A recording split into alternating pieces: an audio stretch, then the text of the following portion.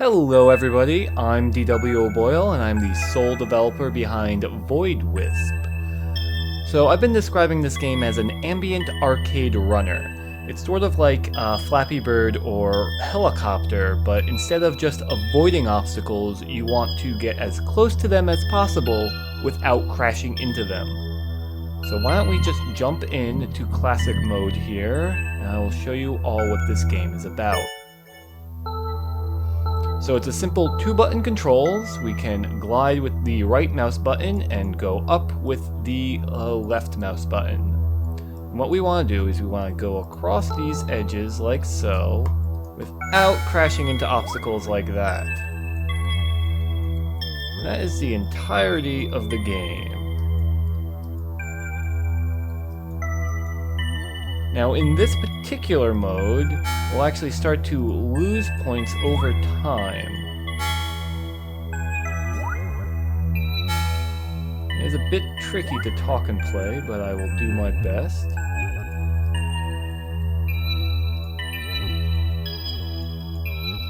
So this game is currently in alpha. Oh, we actually were able to get enough points to get the lasers to show up. But yeah, so this game is currently in alpha. It's been in development for about 4 months at the recording of this video. You can actually buy it now on itch.io for $2.50. That price will increase as I add features. Over the weekend I showed the game at SIX, which is the Seattle Indies Expo, just sort of a PAX West adjacent event. And I had just gotten this build ready for that event, so there is still some buggy weirdness, but fortunately not in any of the main mechanics. It's all in the sort of menus and like leaderboards. Sometimes the leaderboard will eat your score, as I bet we will find out once I actually end up crashing. So I'll explain the UI a bit. Whoops. So over here we have our health. Health will recharge if we lose it, if we do well enough. Here, I'll show you. Just like this. Ah, I lost all my lives. So we'll just enter in our name here. Go back to the main menu. See, hey, we're on the leaderboard. Our score didn't get eaten. Yay! But, oh man, so there's so much to talk, so much I would love to talk about this game. So I've got 4 modes here. Oh, I should reset that. Caravan mode is a time attack mode. It's probably my favorite. Instead of losing health and having lives, crashing will just reduce the amount of time you have. Why don't we jump in there and play a bit. So here you can see the amount of time we have left.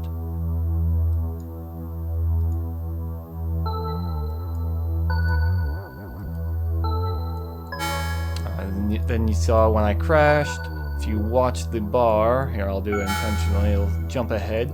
And the amount it will jump ahead depends on the amount of times you've crashed. So if you crash a whole bunch, it'll start to jump a lot further ahead. This is a really good mode for beginners who are just getting into the game so that they can learn where your hitbox is. The hitbox is just the guy right in the center here. The sparks you see indicate how close you are to the obstacle. The larger they are, the closer you are, and also the more points you are earning.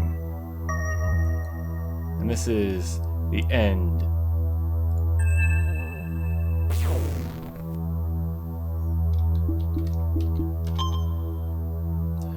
So every round has a seed here.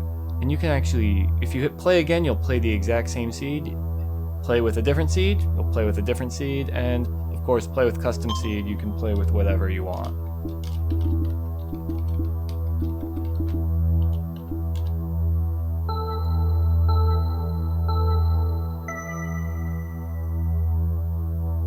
Hey, and look.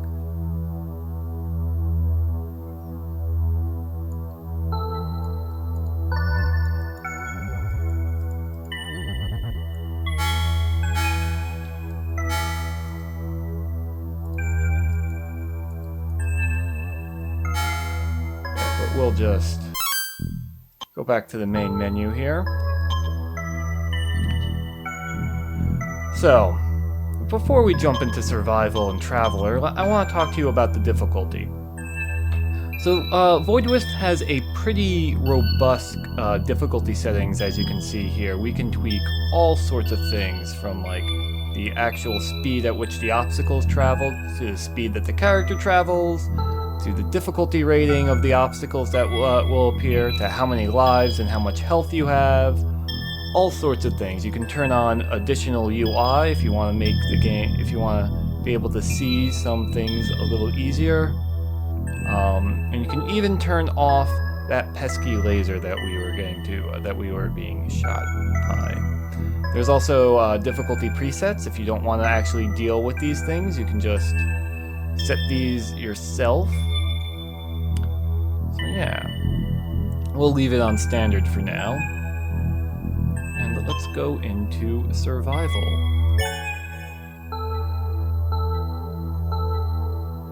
So in survival mode, this bar indicates how much time we have left, and it will pause while we are earning points, and we can increase it if we do really well and we get that on fire effect. We can also increase it by collecting these lusters, these sort of white stars.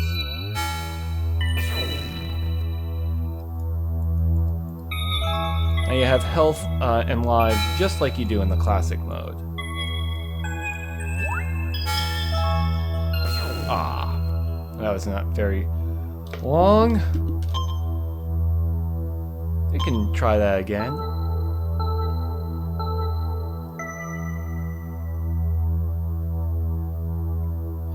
In survival mode, the game will also gradually speed up. It does this very slowly, so that you almost don't even notice it.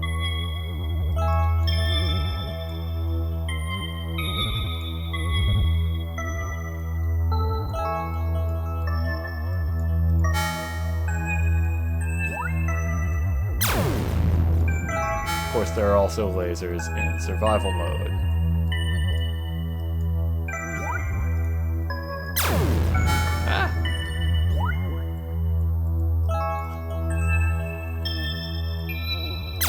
See, it's starting to get a little faster, and so the lasers will spawn at a regular rate, and they will always spawn at the player's Y position. So you can actually use that to your advantage, or if you're not aware of it, well, then it can put you in a really bad spot.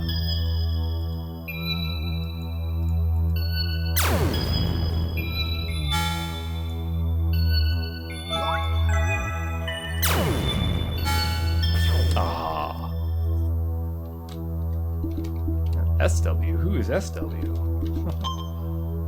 Alright. Go back to the main menu.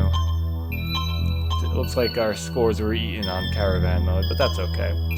So, in traveler mode, these are all pre-made levels, and it's sort of like a puzzle mode. They all have 3 goals at the moment, but I'm planning on increasing that to 6. One is beat the high score, another one is collect all the lusters, and the other one is get to the end without dying. So we'll try here on the very first level, connect the dots.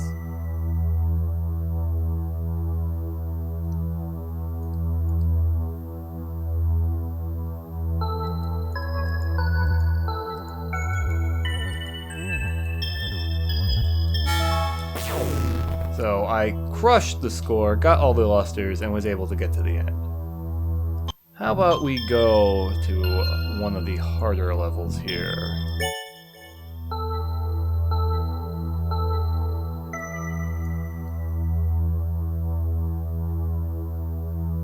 So now this level is a little bit more insidious.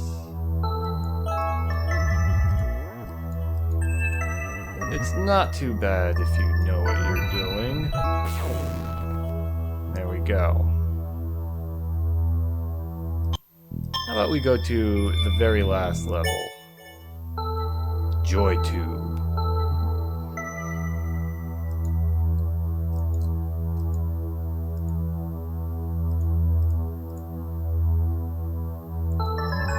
Ah.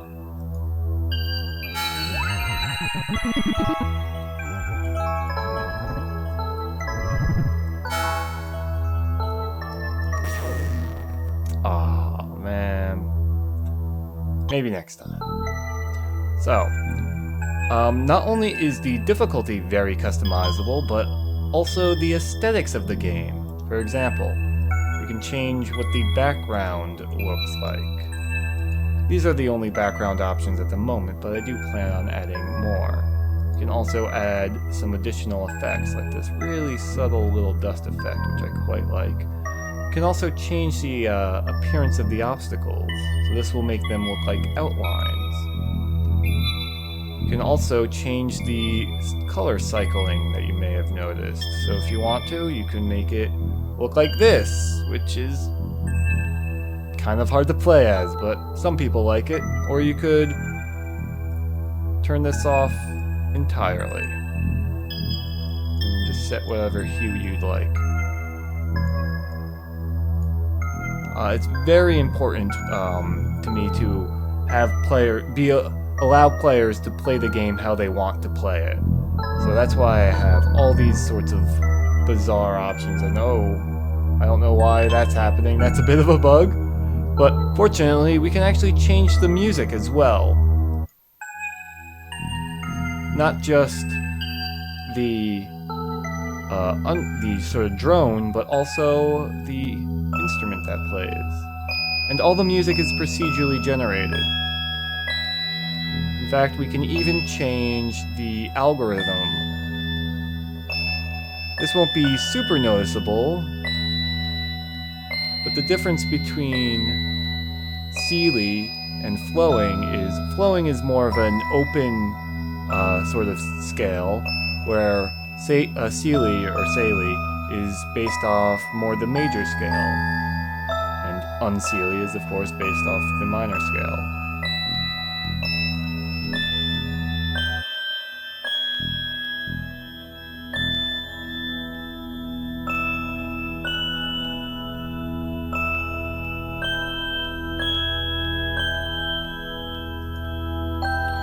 We can also just set it to be completely random, or based off Twinkle Twinkle.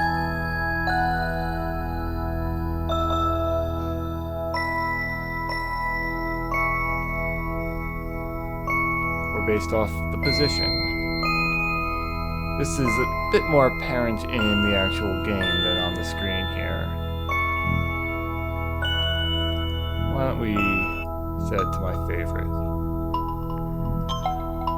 The controls are also completely rebindable, and not only is the game controllable by the mouse, but also by keyboard and gamepad. And for the gamepad, you can actually even change how the buttons are displayed. So, let's say you're using a Nintendo controller on your PC, you can display it to make it look like it's a Nintendo controller. Another feature I have, since you might have noticed while I was playing, I'm pretty much always gliding. So I added a feature called Auto Glide, which makes it so that you're always gliding, and then the glide button turns into a more of a fall or downward button. So lastly, we have the player customization. And here we can change the length of the trails. We can change the amount of orbs that orbit the player, and we can even change what the sort of grind sparks appear as. And we can also change how the character appears.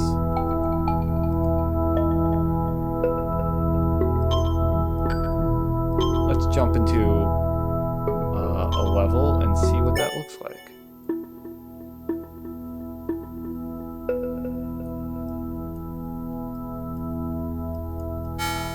Whoops.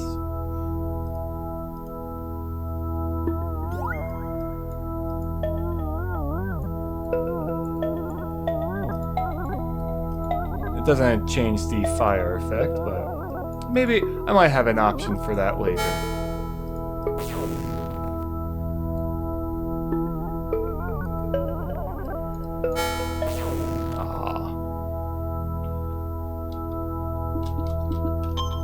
But yeah, that's Void Wisp.